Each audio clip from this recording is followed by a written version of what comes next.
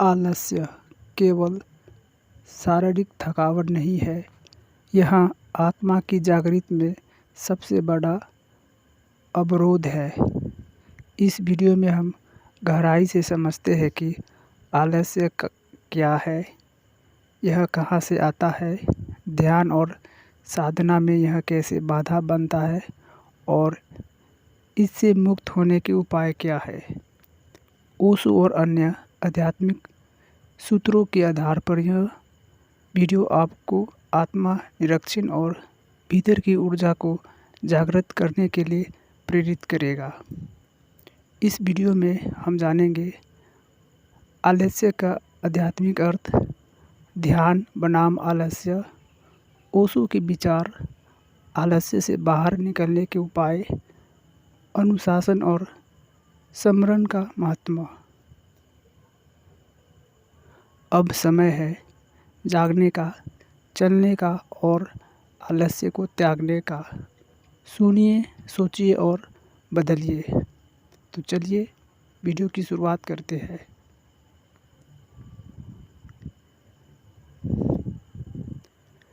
आज हम बात करेंगे एक ऐसे विषय पर जो सुनने में छोटा लगता है, लेकिन जीवन में बहुत गहराई से असर करता है। आलस्य। आलस्य एक ऐसा शब्द है जिसे हम अक्सर मजाक में लेते हैं। मैं बहुत आलसी हूँ, आज कुछ करने का मन नहीं है, आज लेट उठने का मन है। लेकिन कभी आपने सोचा है, यही मन की ढीली अवस्था धीरे धीरे हमारे आत्मिक विकास को रोक देती है। ओशो कहते हैं, मनुष्य को आलस में नहीं, आनंद में जीना है और आनंद क्रिया से आता है, सजगता से आता है। आज हम इस वीडियो में समझेंगे आलस्य क्या है, यह कहाँ से आता है,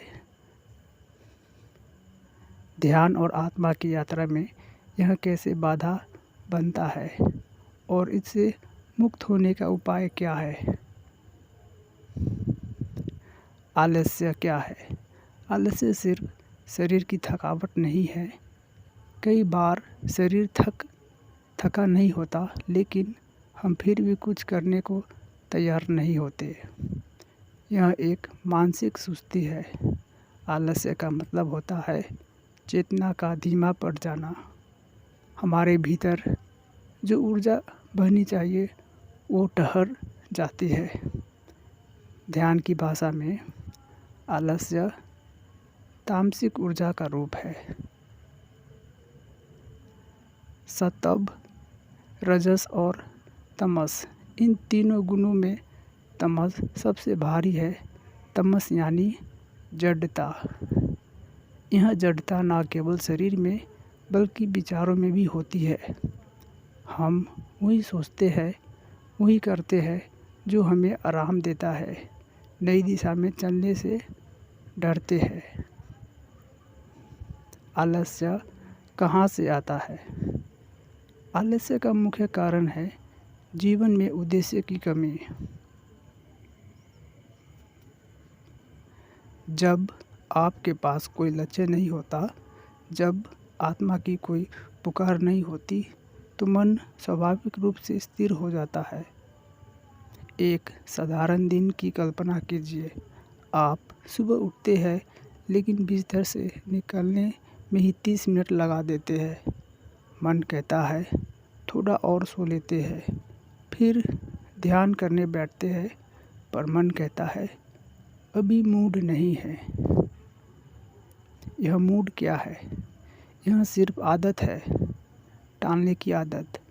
और यही आदत धीरे धीरे आत्मा की पुकार को भी अनसुना करना सिखा देती है।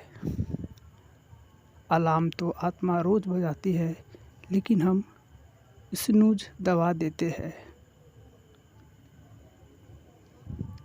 ध्यान और आलस्य में फ़र्क क्या है? ध्यान और आलस्य एक ऐसा दिख सकते हैं, दोनों में ही शरीर शांत होता है, लेकिन ध्यान में चेतना जागती है और आलस्य में चेतना सो जाती है। ध्यान में शरीर स्थिर होता है लेकिन भीतर ऊर्जा की लहरें दौड़ती है। आलस्य में शरीर तो शांत होता है लेकिन भीतर कोई गति नहीं होती।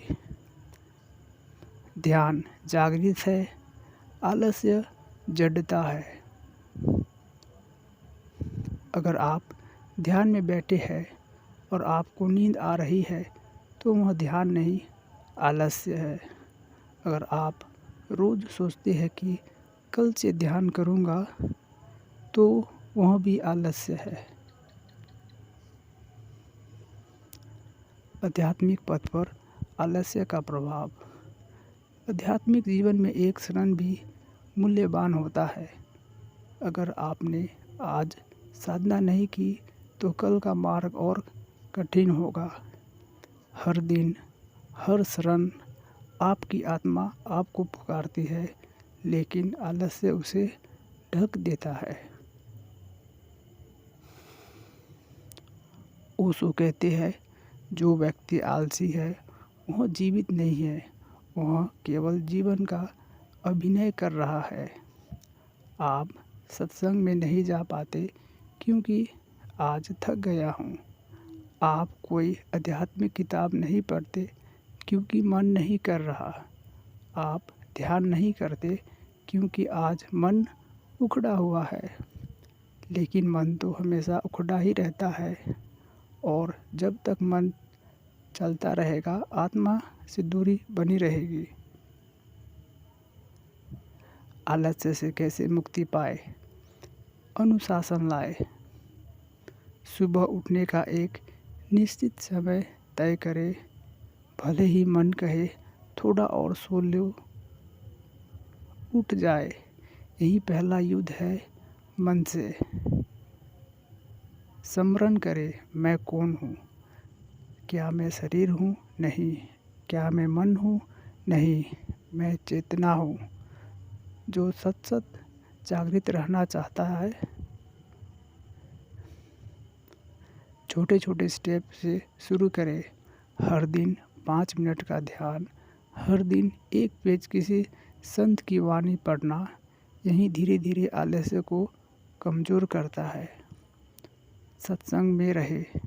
यदि संभव हो हर हफ्ते किसी ओशो या आचार्य प्रसाद जैसे ज्ञानी का किताब सुने, किताब पढ़े। यह भीतर प्रेरणा जगाती है।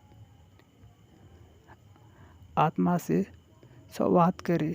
रोज सोने से पहले खुद से पूछिए, क्या मैंने आज आत्मा की दिशा में एक भी कदम उठाया? आलस्य कोई शारीरिक समस्या नहीं है, यह आत्मा को ढकने वाला पर्दा है। अगर आप इसे पहचान लें तो यह खुद ब खुद गिरने लगता है। जागिए, चलिए और जो आपकी आत्मा कह रही है वही कीजिए। आलस्य को धन्यवाद दीजिए क्योंकि जब आप उसे जीत लेंगे तो वही आपकी सबसे बड़ी शक्ति बन जाएगा। अगर यह वीडियो आपको प्रेरित करता है तो कृपया इसे लाइक करें। आपकी यात्रा में हम साथ हैं। फिर मिलेंगे एक नई आवाज़, एक नए विषय, एक नई जागरूकता के साथ। तब तक के लिए सजग रहिए, सतत रहिए और आलस्य से मुक्त रहिए।